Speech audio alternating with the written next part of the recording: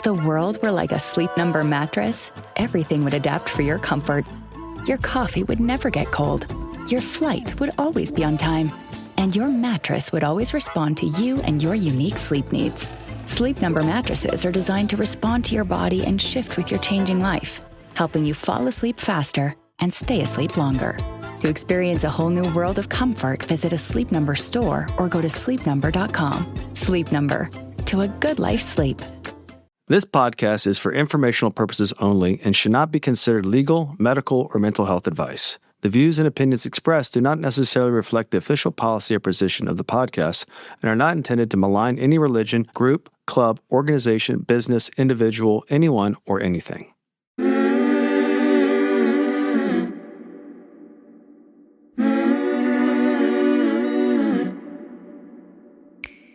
I'm Sarah Edmondson. And I'm Anthony Nippy Ames, and this is A Little Bit Culty. We woke up from a cult, and that journey was captured in The Vow on HBO and in my memoir, Scarred. Now, in this podcast, we break down the shame and secrets that make these experiences so destructive with honest conversations on how seemingly benign groups can cross into the cultiverse and how to spot and recover from trouble if it happens to you. Each week, we bring in experts, survivors, and whistleblowers to explore red flags, resilience, and even share a few laughs because sometimes you gotta laugh. Subscribe to our Patreon for early and ad-free listening, some live Q&A, and exclusive content at patreon.com/alittleBitCulty. Welcome to Season 8 of A Little Bit Culty.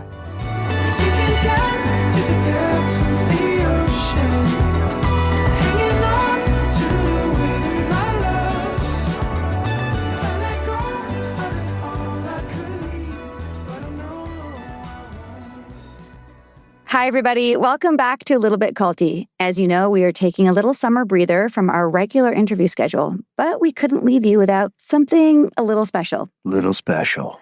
First of all, we want to say thank you. So many of you, our incredible ALBC community, has already picked up a paperback copy of A Little Bit Culty, Navigating Cults, Control, and Coercion when it came out a few months ago. Seeing the response to the book has been amazing. So rewarding, has filled our cup, and we are so grateful for every single one of you who read it, recommended it, reviewed it on Amazon, or shared it with a friend. And ever since the book launched, one question keeps coming up. When's the audiobook coming out? They want to hear my honey voice. Well, the wait is over. It's finally here, and yes, it is narrated by us. We know a lot of you were patiently holding out because you wanted to experience the book in our own voices, and we get it. We hope it was worth it. Recording it was such a meaningful experience and also challenging experience, but we are so excited that it's finally yours to listen to. And as a little summer treat, we're sharing today the preface, the introduction, and chapters 1 and 2 with you here on the podcast. Then, this Thursday, we'll be back with chapters 3, and you guessed it, 4. And if by the end of today's episode you decide you don't want to wait till Thursday, you can dive into the entire audiobook right now. It's available wherever you get your audiobooks. If you have Audible, you can use one of your credits. Whether you've already read the paperback and you want to hear the story in our own voices, or you've been waiting specifically for the audiobook, we hope you enjoy this little preview. Again, thanks for being part of this community, thanks for supporting our work, and thanks for spending a little bit of your summer with us. Now, settle in and enjoy the preface, introduction, and chapters 1 and 2 of A Little Bit Culty, Navigating Cults, Control, and Coercion. Happy summer!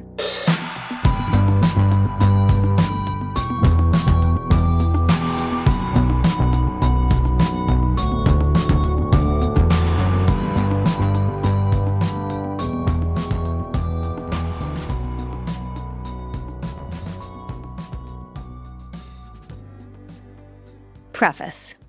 If you've just discovered us and need the Cliff Notes, here's the short version.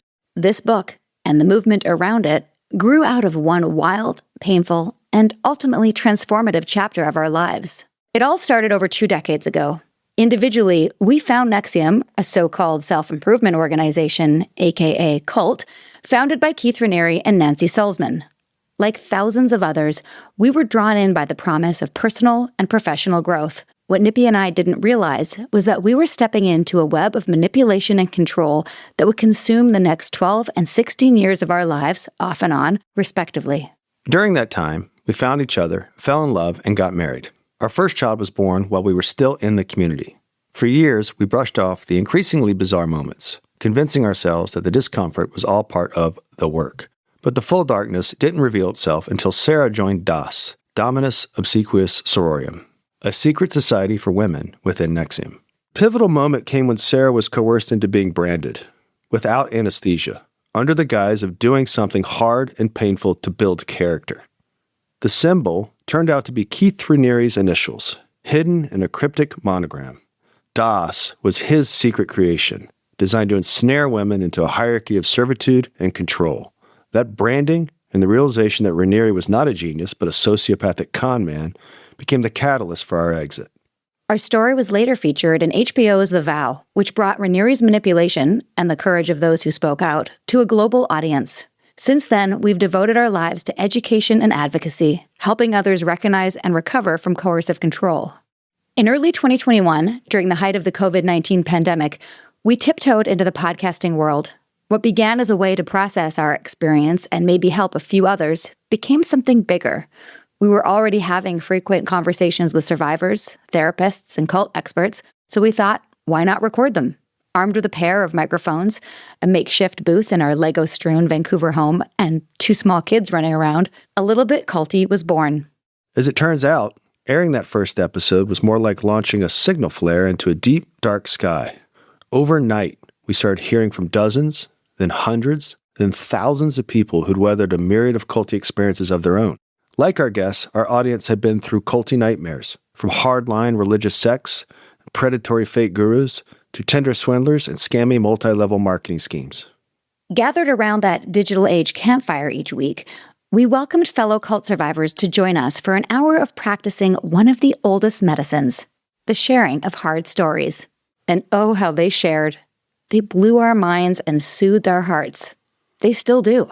It's an honor to bear witness to their truths, and it's their courage and candor that keeps us coming back to the mic week after week.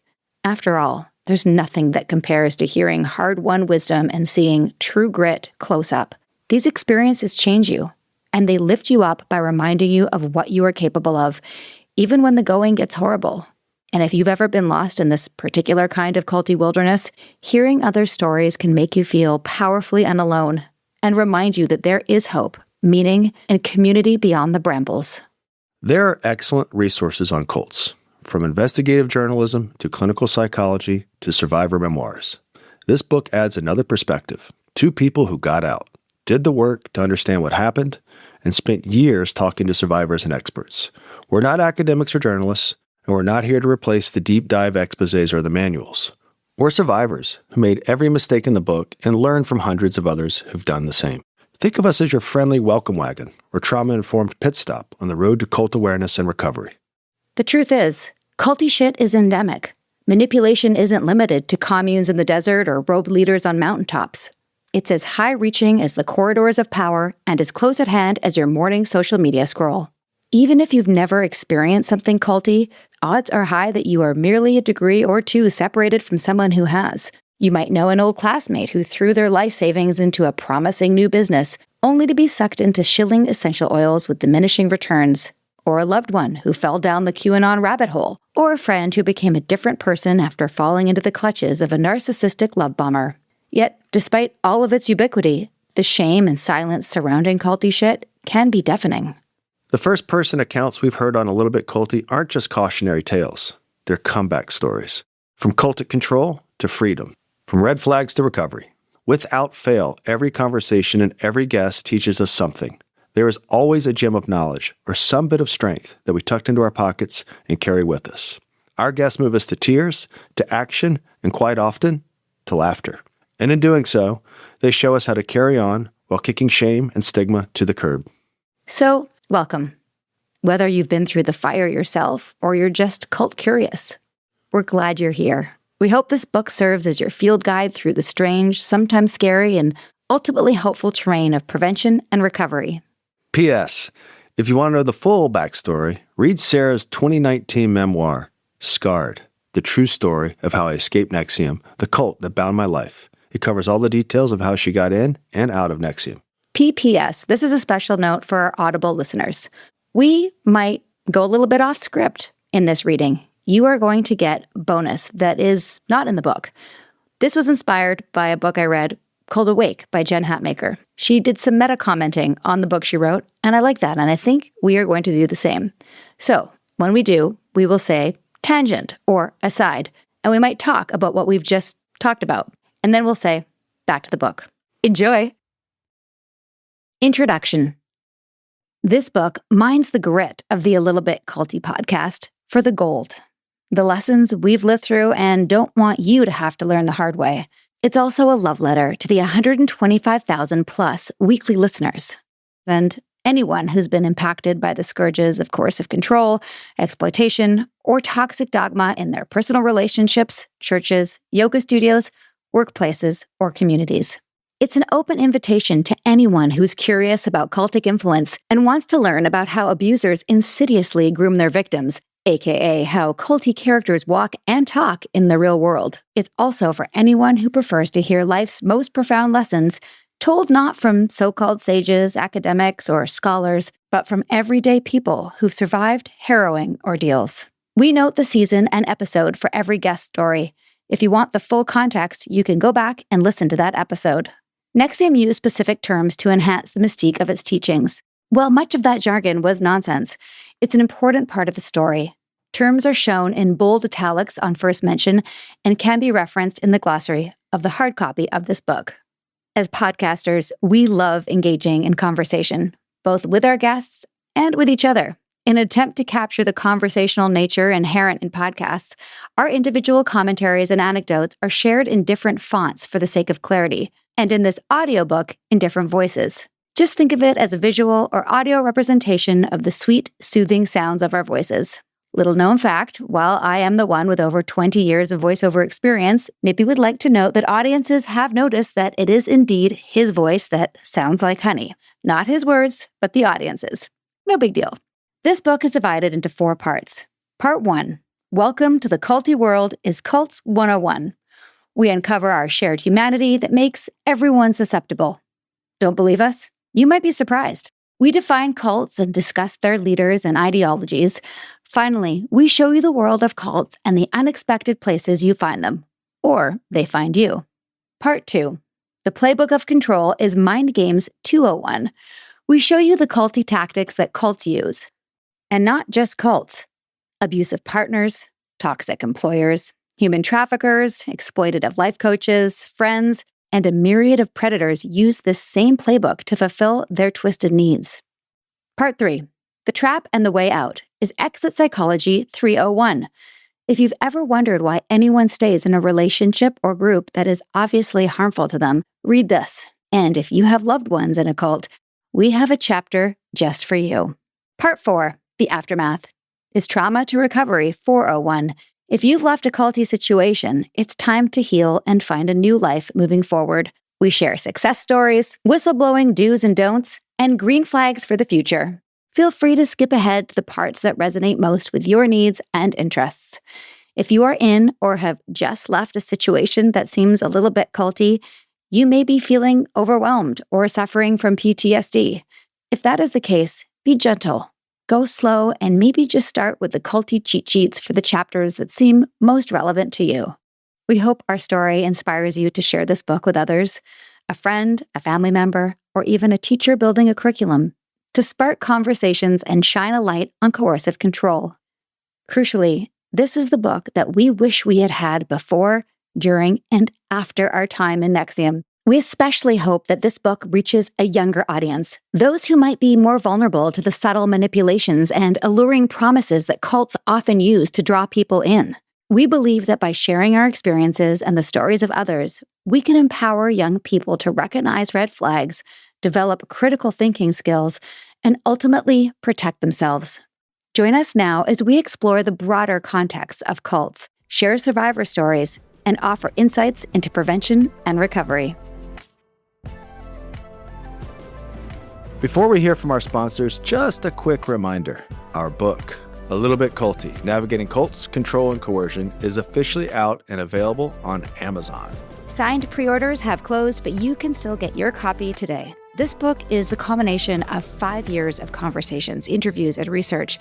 Everything we've learned about how people get pulled into high control groups and how to avoid, escape, or heal from them. If you've been listening to the podcast and want a deeper go-to resource, this is it. Available now on Amazon in print and as an ebook for Kindle. And yes, the audiobook is coming soon, narrated by us. Just search A Little Bit Culty and grab your copy. Do it. Thanks, everybody.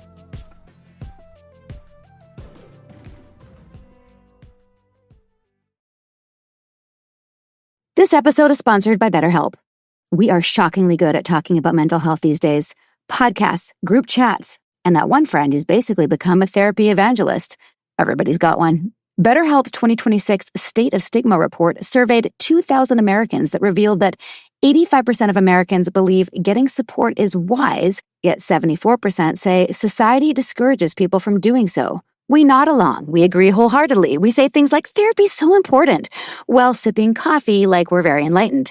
Then someone suggests we go to therapy and suddenly we're too busy, or it's probably fine, or it'll work itself out. Or my personal favorite, I'll deal with it eventually. Eventually being a mythical time period that never arrives until you find yourself in a cult or a high control group or some other coercive situation. Been there, done that. BetterHelp's research confirms it. We believe in mental health support more than we actually seek it. We'll gladly diagnose our friends' entire lives, but somehow that same energy never turns inwards. Very on brand for us as a society. Here's the thing, though. BetterHelp makes the eventually part to disappear. Fully licensed therapists in the U.S., strict code of conduct, and they do all the matching legwork with a quick questionnaire. 12 plus years of experience means they basically nail it on the first try. Didn't click? You can switch anytime. No awkward breakup conversation required. So maybe it's time to take our own advice instead of just doling it out for free like some unlicensed guru. Don't let stigma stand in the way of support. Start therapy with BetterHelp. Sign up and get 10% off at betterhelp.com/culty. That's betterhelp.com/culty. Escape's over. Let's return to our regularly scheduled cult talk. Chapter 1. The Human Quest, Hardwired for Meaning. Let's be real. We all want better. Whether it's landing that promotion, being a better parent, or even just getting good grades. We're wired to want more, to improve, to level up. The inherent desire for growth is a fundamental part of being human. However, this very desire can also make us vulnerable to exploitation. Since the beginning of human history, our survival has depended on connection. To be part of a tribe was to be safe, fed, and protected. To be cast out was often a death sentence. That ancient wiring is still alive in us today. At our core, we all share the same primal needs: safety, belonging, a sense of worth, and meaning. These aren't luxuries or personality quirks. They are hardwired into our biology. The drive to find a group, to have a place, to feel valued, and to make sense of our lives is universal and instinctual. Recognizing this helps us understand why people seek communities, movements, or belief systems. It's not weakness. It's simply being human. I was an only child with politically left, former hippie parents, and always had Bob Dylan, the Beatles, and the Grateful Dead playing in the background. Nippy was an all-American kid from the South with a big family. He grew up playing sports, and his personal soundtrack included the Stones, Van Halen, and Springsteen. At our core, we are both seekers. As you read our stories, look for the needs we were trying to fulfill that made us vulnerable, and the strengths that made us valuable to the cult. I grew up with 4 brothers and a little sister. My older half-brother was out of the house early, leaving me the leader of the younger boys. The Ames brothers would go from one sport to the next, eventually all playing football at Brown University, where I was a quarterback. I woke up and went to bed thinking about playing quarterback.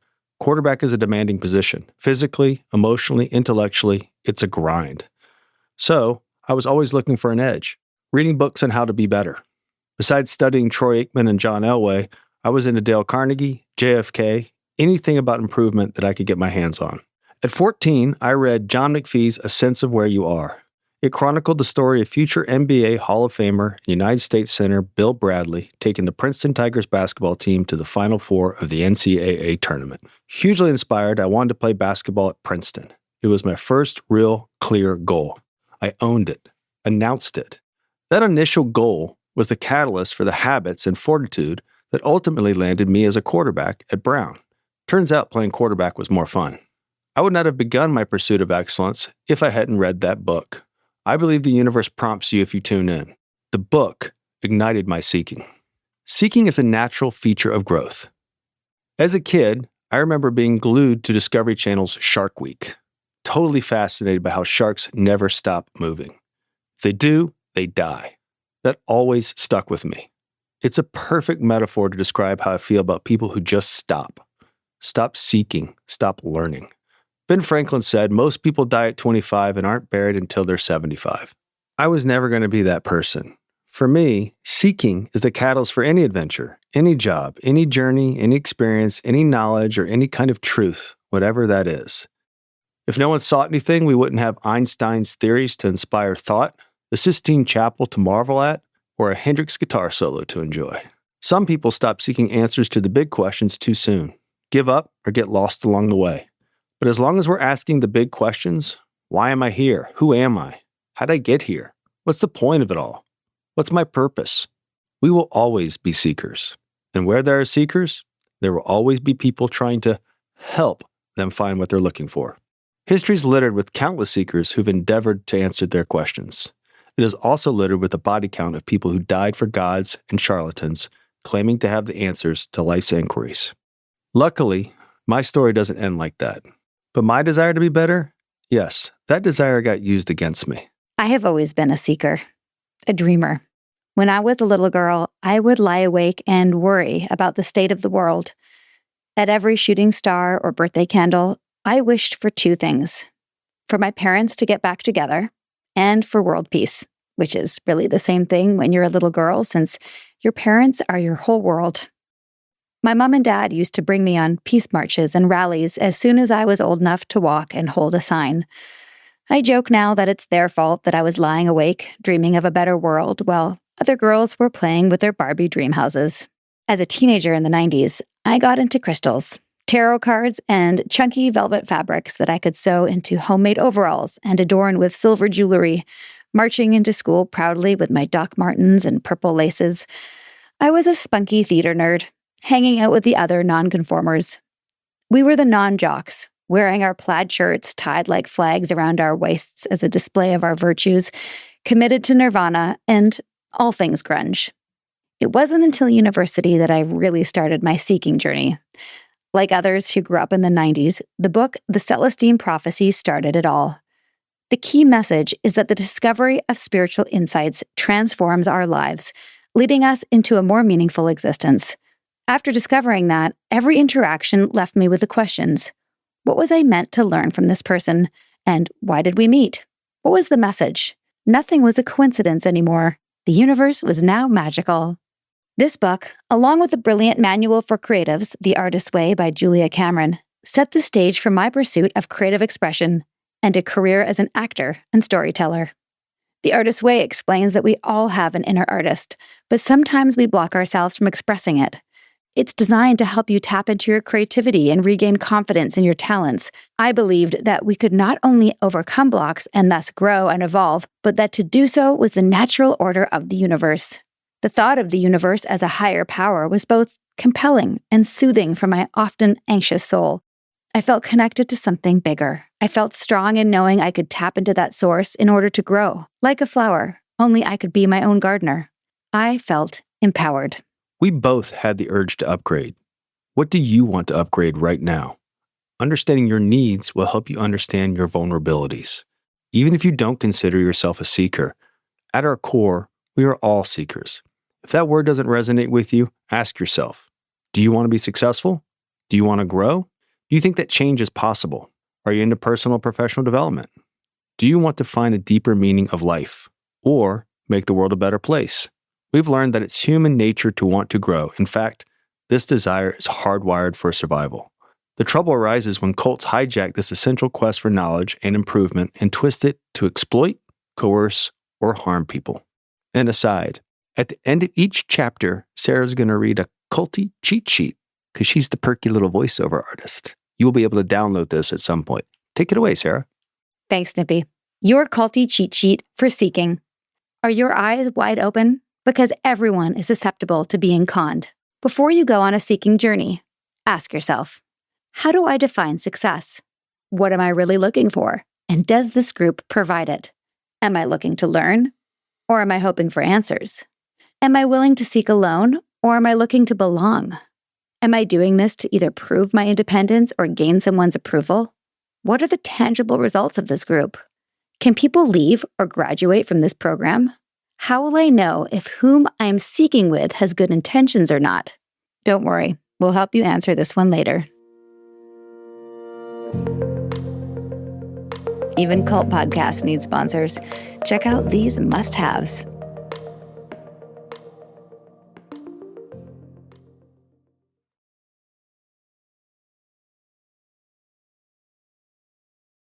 Thank you, sponsors. We couldn't do it without you. Now let's get back to the show. Chapter 2. You are not immune. Could be the Fuhrer, could be the local priest. You know, sometimes Satan comes as a man of peace. Bob Dylan, Man of Peace. Think you're immune because you're so smart?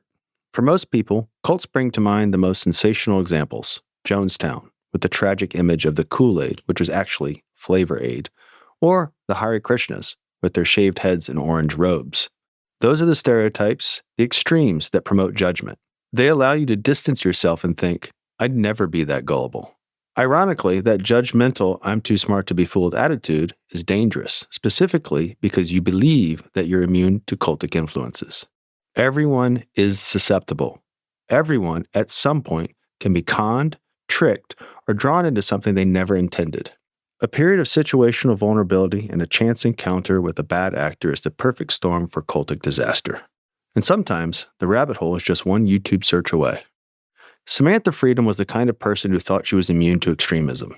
She'd canvassed for Barack Obama, prided herself on being open-minded, and believed that education and empathy could overcome ignorance. So when her boyfriend started saying strange, conspiratorial things about race, she tried to save him. She thought that by understanding his new obsession, she could help pull him out. Her research began innocently. Late-night YouTube rabbit holes, concern framed as curiosity. But slowly, the algorithm began to work on her too. What started as a mission to rescue someone she loved became a descent into the same ideology she once despised. Before she knew it, Samantha was standing beside him in Charlottesville, eating swastika-shaped cookies. She eventually found her way out and shared her story as a warning to others who believe it can never happen to them.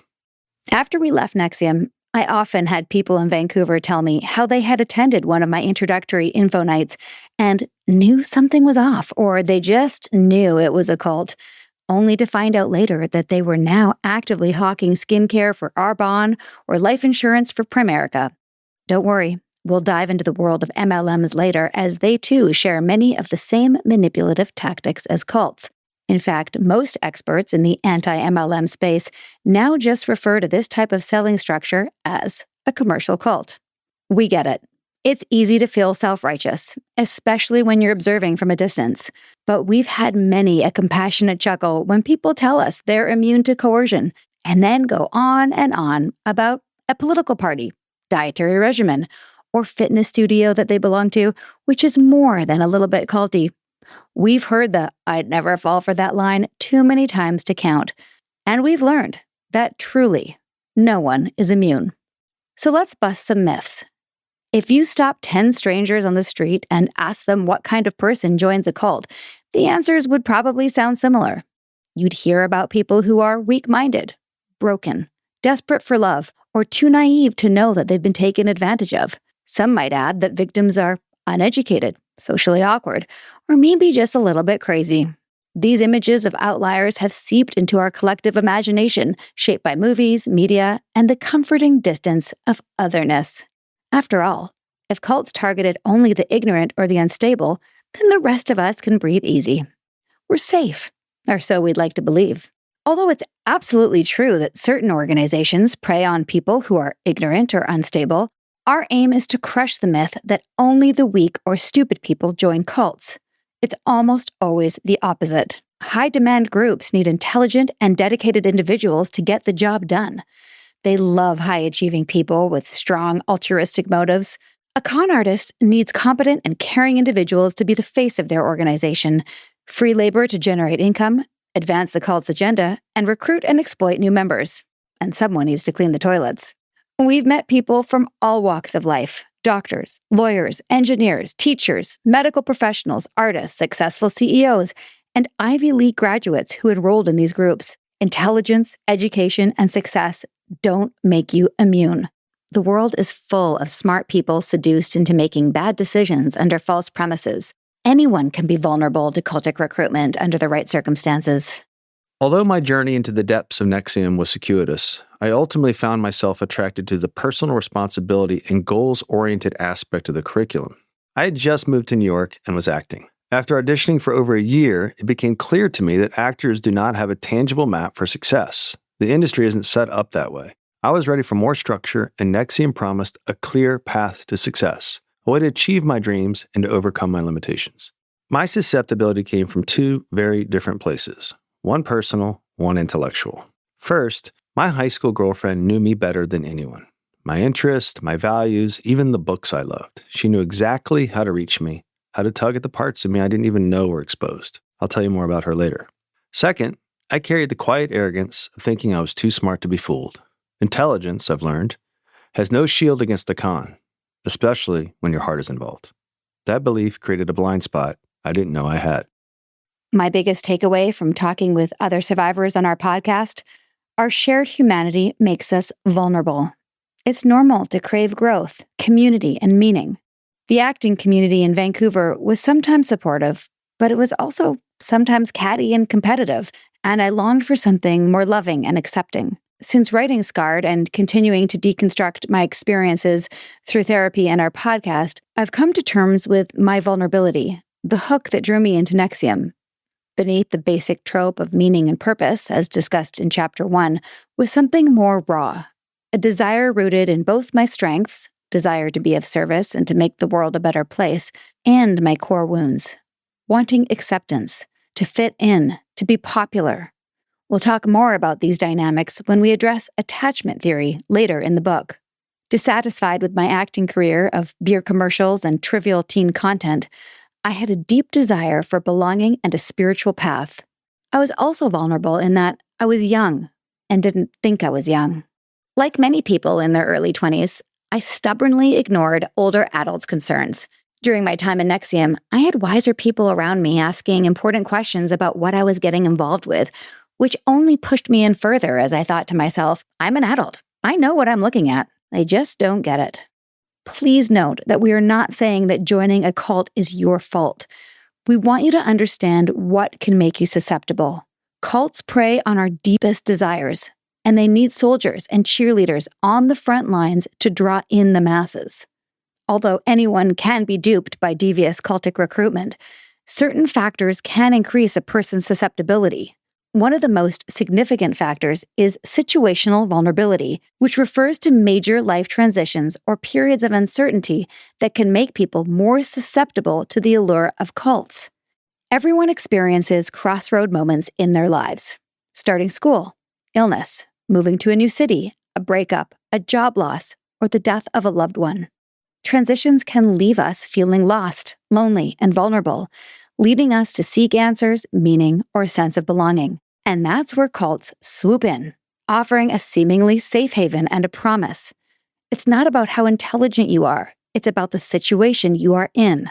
Few environments capture this kind of situational vulnerability more clearly than college. It's a developmental stage defined by transition, openness, and social experimentation, exactly the conditions that make people easier to influence. Idealistic students seeking purpose are not weak or stupid or broken. In fact, they're the exact type of people cult leaders want. College campuses are the perfect hunting ground.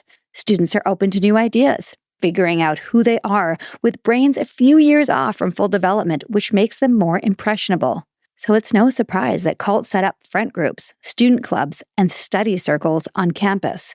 This is especially true for fraternities and sororities, which we will cover later.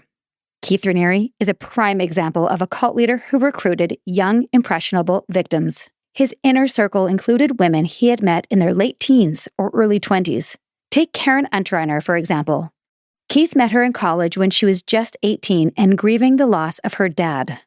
Pretending to show up as a friend, Keith swooped in and exploited her vulnerability for his own gain. He went on to coerce dozens of college women into sexually abusive relationships. And he's not the only one. Jim Jones of the People's Temple and David Koresh of the Branch Davidians also recruited young women into their inner circles.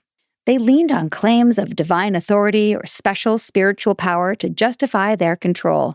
And once inside, these women followed orders to keep the groups running and helped perpetuate the abuse.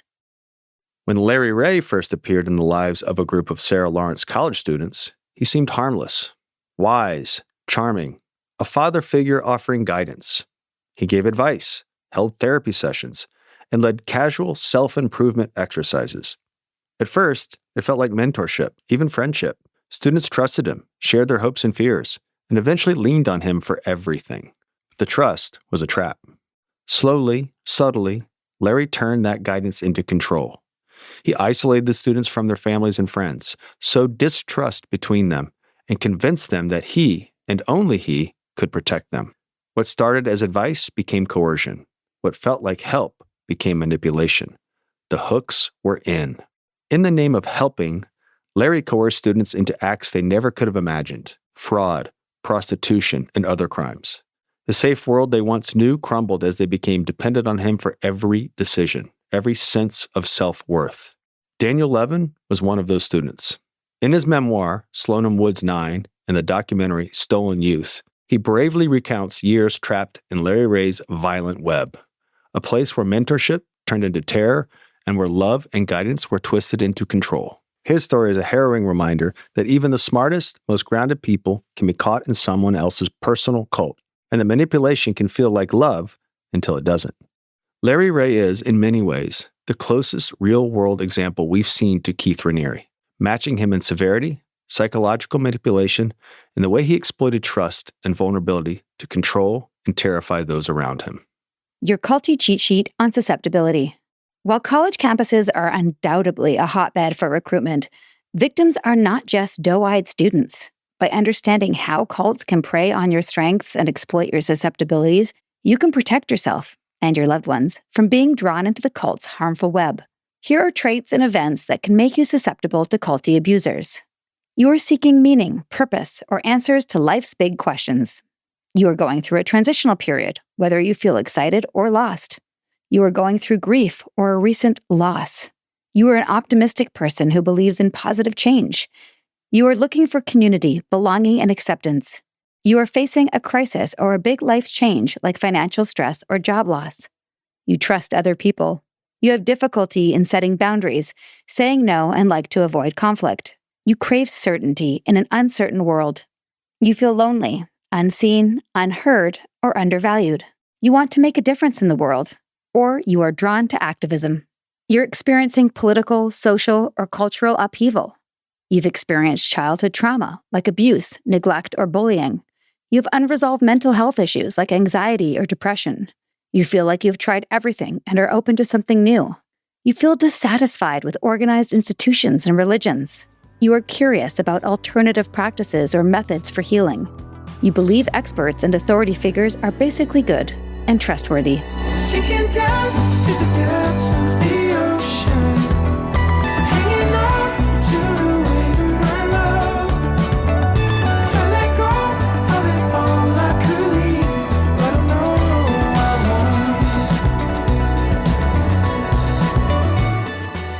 won't. We hope you're enjoying A Little Bit Culty. If so, please do show us some love. Drop a rating or leave a review. Hit subscribe on Apple, Spotify, or wherever you listen. And subscribe to our Patreon at patreon.com/alittlebitculty. Even better, send this episode to someone who needs it. Maybe they're in a cult.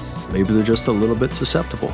Or maybe they just love a good story. Spread the word, spread the love. Thanks for listening, and see you next time. A Little Bit Culty is a Trace 120 production. Executive produced by Sarah Edmondson and Anthony Nippy Ames in collaboration with producer Will Rutherford at Citizens of Sound. Our co-creator is Jess Temple Tardy. Our production coordinator is Leslie Dinsmore. Writing by Sandra Namoto and social media marketing by Eric Swarzinski and Brooke Keene. Our theme song, Cultivated, is by the artists John Bryant and Nigel Aslan.